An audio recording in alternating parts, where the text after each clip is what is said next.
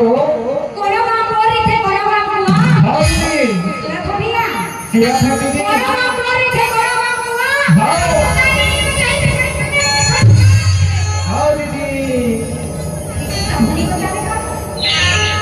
अरे डबली बजाया माथा रखे निकल रहा थोड़ी में हाँ दीदी हाँ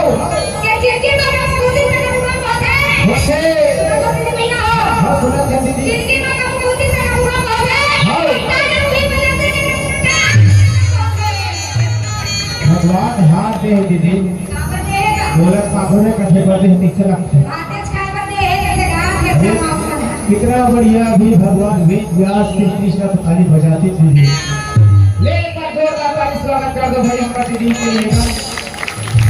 आए करने पे अपन बड़ी दीदी ये ले ना ये बात हो गया हाँ जी अब गजब में हो रही है दीदी तो गाड़ी लगा के फोन कर दिया तो हाँ मोटर से गाड़ी बजा थोड़ी है